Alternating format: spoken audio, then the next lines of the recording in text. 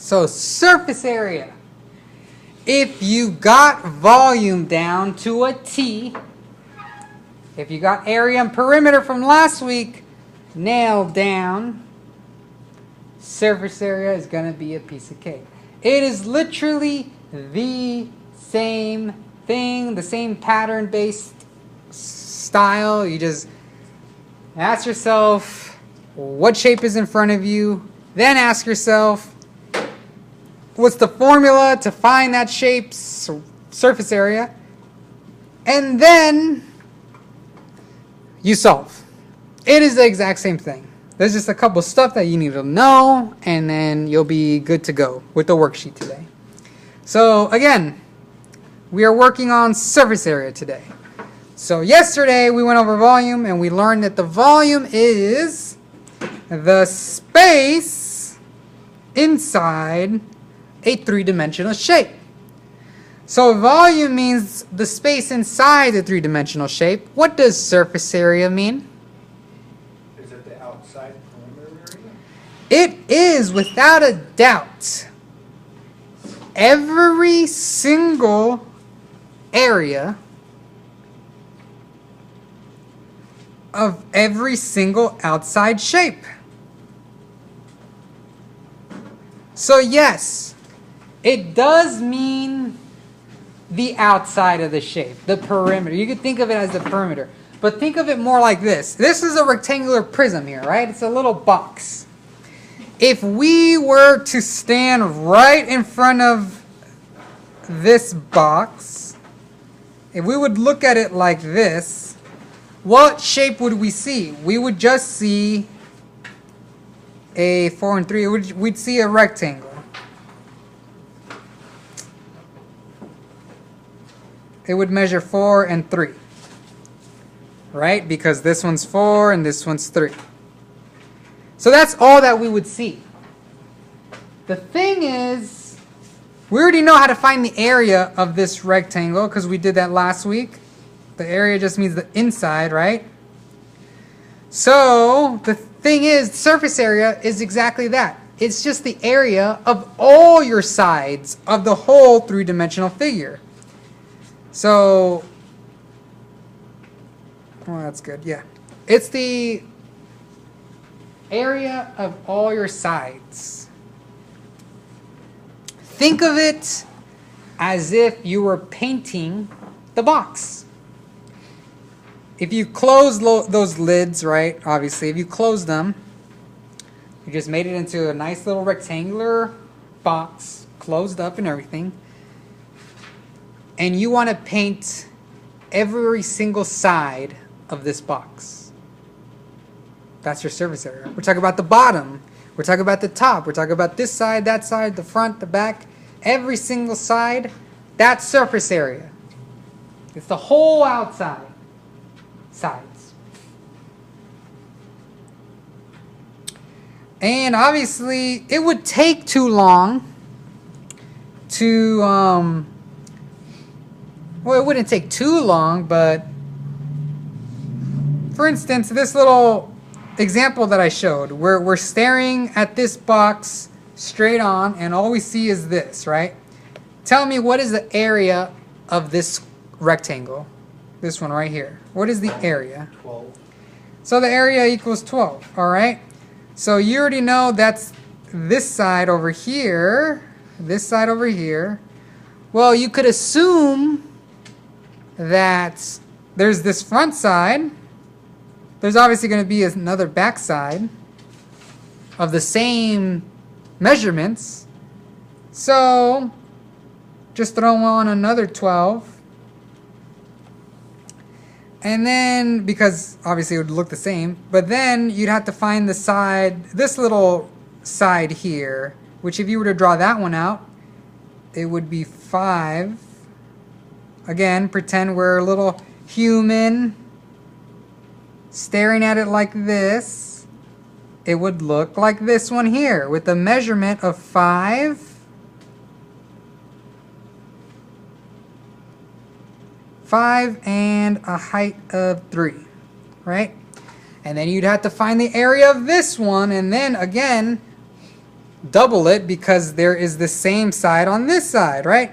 So you could do that for all the sides, top and bottom, this and that, but that obviously might be a little struggle and takes too long, which is why, just like volume, just like area, and just like perimeter, there are already built-in formulas for us to just fill in with the data, plug it in, solve, and then we found our surface area. So that is when you, my friends, whip out them formula sheets and tell me what is the surface area formula of a rectangular prism.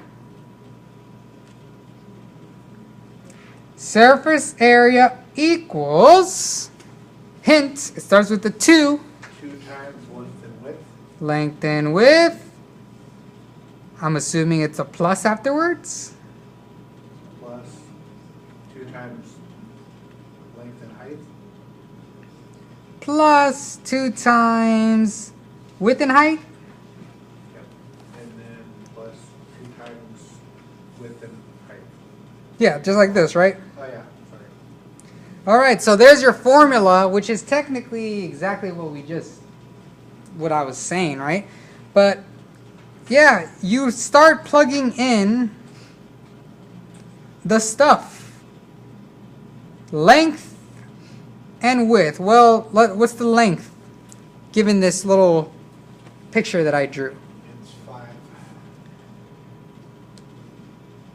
5. 5, and what's the width? 4. Plus 2 times length times height. What's my length again? 5. What's my height? 3. Good. Plus 2 times width times height. What's my width? 4. And what's my height? 3. And you're off. Plug in all of this into the calculator, and what do we get? Y'all should be masters at plugging in. This is just like evaluating expressions, right? We plug all that in to our calculator with parentheses and all, and then we push enter, and then we get a number. Tell me, what's that number? 94. 94. Plug it in exactly the way it is, and out we get a surface area of 94. What does that mean? Well, how would a word problem look like? Well, the box wants to be painted. Neil wants to know how many gallons of paint he'll need to paint each box.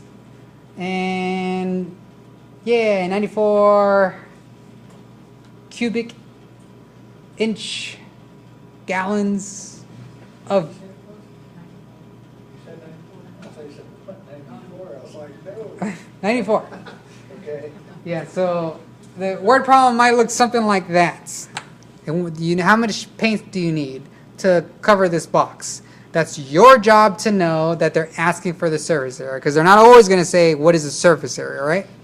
How much paint is needed to cover, or how much wallpaper is needed to wrap around the figure below. Whatever, those type of questions are surface area questions.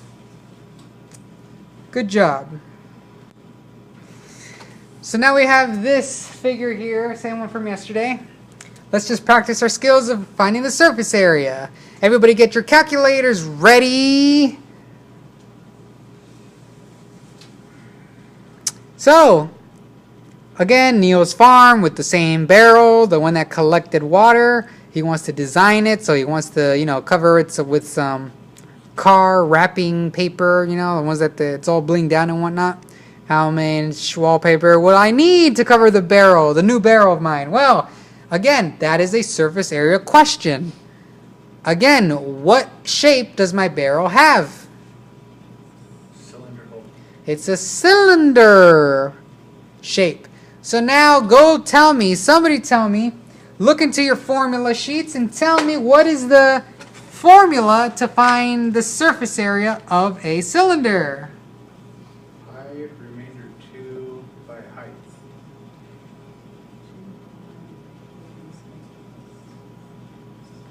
Ah, you're looking at the volume formula. No, I was looking at the cone.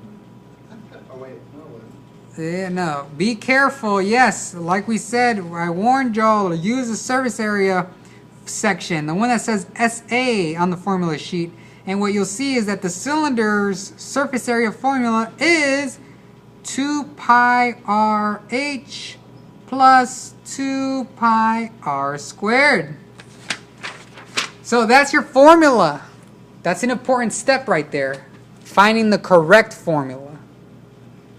Don't let those I's accidentally go down to a different formula. So now, just like the 100 questions before today, what do? Well, we plug in our stuff. 2 pi RH. Tell me, what is my pi?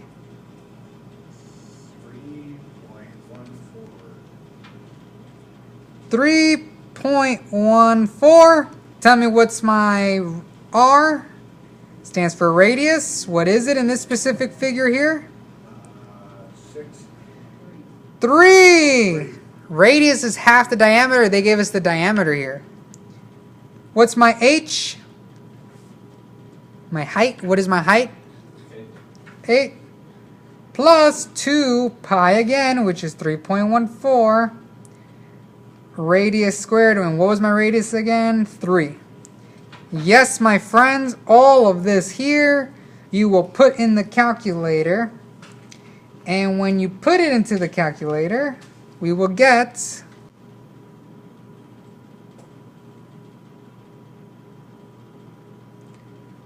207.24. It's the same thing that we've been doing, you guys. Look at the formula. Look at the correct formula of the correct shape, and then plug in the info and then be done with it. Easy peasy. Lemon squeezy. A couple variables that we need to learn. Perfect. I laid everything out perfect from yesterday. We'll use the exact same shape. So, here's my pyramid. Alright? Go to the pyramid surface area formula.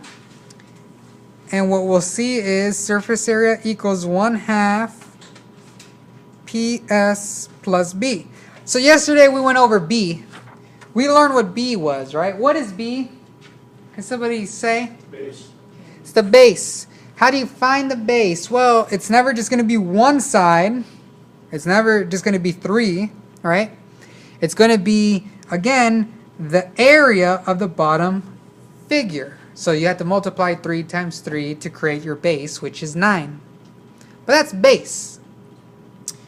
There's 2 other variables that we need to learn. One is P. Does anybody want to give it a shot of what P stands for? Perimeter. Perimeter of base. You guys found the little small font, right? Yes, in the formula sheet, right below the sphere formula, underneath that line, in small little letters it says P equals perimeter of base with area B, pi equals 3.14. Those are little notes for yourself. And yes, the formula sheet provides it for us. That's awesome. So P stands for the perimeter of base. So again, if B stands for the area of the base, P stands for the perimeter of the base. So if we get on our helicopters and we hover over this pyramid, all we see is a square with a measurement of 3 kilometers and 3 kilometers. It doesn't matter, right, about the units. That's all we're seeing when we're hovering over this pyramid. We know B stands for the area of the bottom shape. And now we know P stands for the perimeter of the bottom shape. So tell me, what is the perimeter of this square? 9. If you forgot, Oh. perimeter is always adding up all of the outsides. Okay. So 3 plus 3 plus 3 plus 3 is 12. So the P, my friends, stands for the perimeter of the base. And in which, how do you find the perimeter of any shape? You add up all of its sides, which means surface area equals 1/2 P, which in this case is 12. That's your second variable unique to three-dimensional shapes. The first one was yesterday when we went over base, which again stands for the area of the bottom shape. P, which stands for the perimeter of the bottom shape. Now comes side. Sorry. It's actually not side. I don't know why I said side. S. Now comes S. S is the other variable that we need to know. What does S stand for?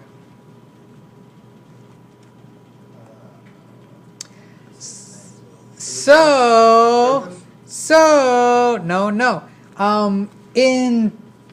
When you go look at the formula sheet and you go look at the area of a square, you see S squared, right? Yes, in two-dimensional world, S stands for side. All you need to do is get one side and then square it, and then that finds you the area. But in a pyramid and a cone and all that, the S in three-dimensional world actually stands for something. It actually stands for the slant. It stands for the slant height, or the slant. For instance, this figure here, this 7 is the height. There's no question about that. It's straight vertical, right? But what you might also be given is a little 6 at an angle, right? They might give it to you like that, or they might give you a 6 and then an arrow pointing again to the side, yes, but it's really pointing towards the slant. And if you notice in the formula sheet, the only one that has slant to it is, again, the pyramid and the cone. No surprise, because those are the two that have slant heights. So, S in three-dimensional world stands for the slant. What's the slant of this pyramid? 6. Don't get confused with the 7. 7 is the height. So 6 is the slant. And then just like that, you learned your third unique variable to three-dimensional shapes. And then plus B, which again, B stands for the area of the bottom shape. What was my base? 9. It's going to be confusing, trust me. Yeah. Trust me, it's going to get confusing, those two. But that's why through practice we're going to master it. But now, just like before, now that you have filled in your formula, all you have to do is punch that into the calculator exactly the way it is, fraction and all. Fractions shouldn't scare us. And what do we get as a final answer? Did anybody else get that? Or am I wrong? 45. Yeah. 45. Just like that, you found the amount of gallons of paint you will need to cover this Egyptian pyramid in Egypt, because they want to remodel the pyramids. Okay. Does anybody have any questions? Yes. Got a sphere. So we're going to go over a sphere.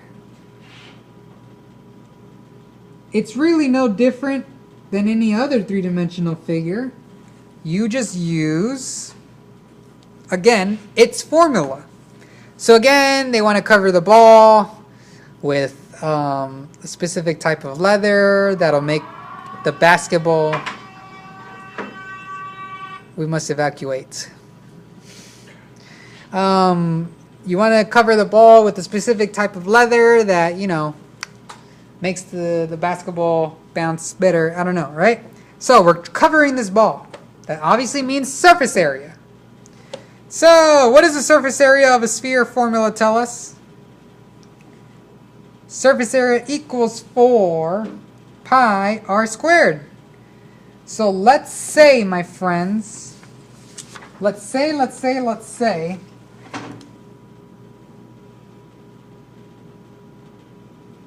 they gave us the diagram like that, because they'll give it to you like that somehow. Let's plug in what we know. Surface area equals, well, 4 is a 4, that's a given. Pi equals what? 3.14. My radius of this specific this sphere is what? 10. No, it's not 5, right? They gave us the radius in this specific case. When they give you the diameter, again, they'll display it with the full length across.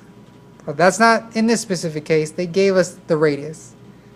So squared, and guess what? Just like before, you plug that in, and what do we get?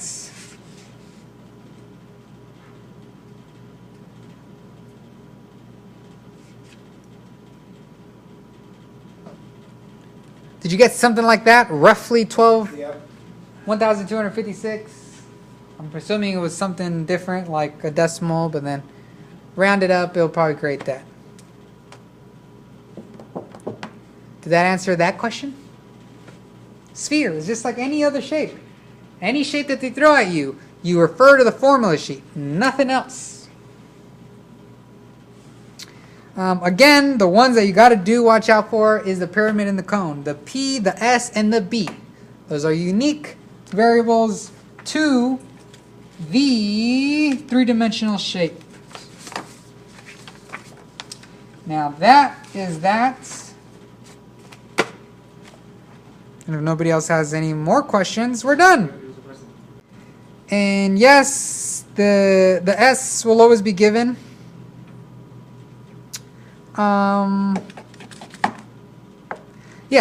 it has to be given. There's no other way. Yesterday in your guys' volume formula, volume assignments, all you had to do, the slant height wasn't even needed in some of the pyramids there.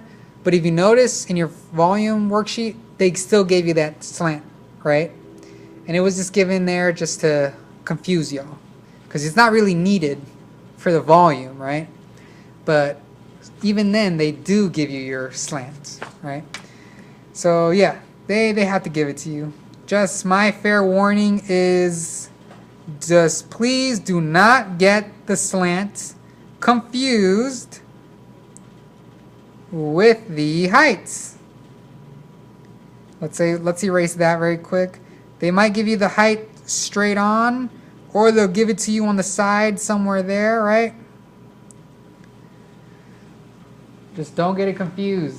They'll look for the arrow pointing to the slant, or look for the number that's actually tilted. That means that's displaying the slant height, not the height.